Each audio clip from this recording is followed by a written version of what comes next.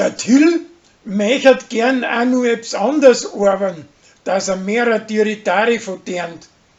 Aber er findet sich nix Gescheites nicht.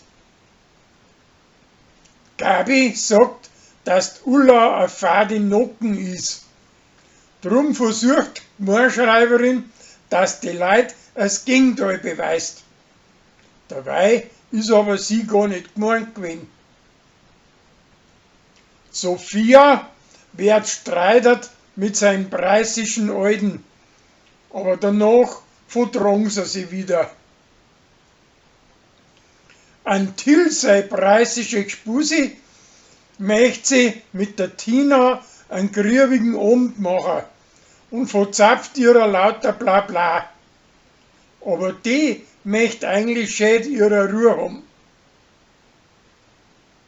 Die Uschi meint, dass zweierlei Arbeiten zu der gleichen Zeit machen kann.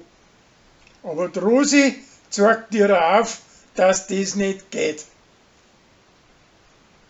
Das Hummerl möchte mit seinen Alten auf ein Fetzenfestel gehen. Und da soll er ein ganz neues Gewand anlegen. Das gefällt ihm aber nicht und drum ruiniert das Heimle. Also macht's draus einen Landstreicherfetzen und sie gingen miteinander als Hamperer.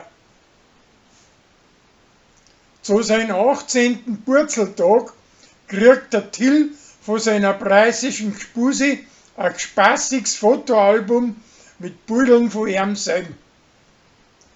Aber weil er auf sein Festel zu viel sauft, speibt er nachher unversehens mitten in das Bürche rein.